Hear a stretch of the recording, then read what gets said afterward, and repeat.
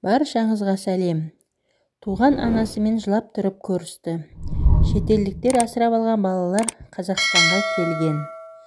Шетелдіктер асырап алған қазақ балалары туған еліне келгенде ең әуелі балалар үйін көруге асығады. Бұл туралы шетелдегі қазақ балалары жобасының жүргізушісі әрі авторы Жанар Байсеміз мәлімдеді, деп хабарлайды бүгін KZ порталы. Журналист Жанар Байсеміз Қаракөз подкастында көптеген мәселелерді талдап берді. Оның сөзінше біршама жыл бұрын өзге елдің азаматтары асырап алған балалар Қазақстанға келгенде ерекше әсер алып, патриоттық сезімі оянады екен. Мен кіммін деген дүние оларды жібермейді. Біреуге ол ой ерте келуі мүмкін, біреуге кеш.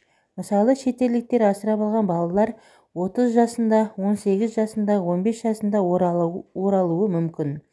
Тіпті мектеп жасында оларды Қазақстанға алып келіп көрсететін ата-ана бар.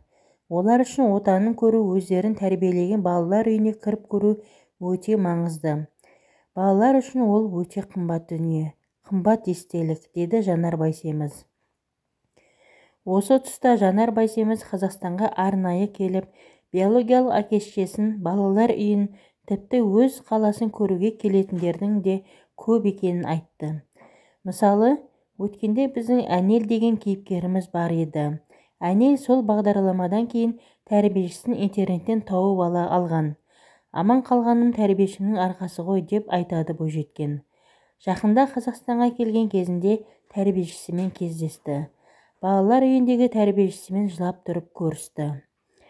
Өткенде Гүлмира есімді кейіпкер туған анасын көргенде қалай жылады, оны басқа адам түсіне алмайды. Мен музыканы, әнді қойсам да оның өз мәні бар. Адамдар ойлансын деймін, түрлі нәрсеге, ой түйсін, тағылым алсын деймін. Бір әйел жазды: қанша жыл мектепте, басқа жақта алмаған білімді мен осы шетелдегі қазақ балалары бағдарламасынан алдым. Балама нені сіңіріп, қалай тәрбиелеу керек екенін білдім, деді. Шетелдік ата-аналардан көп нәрсені үйренуге болады.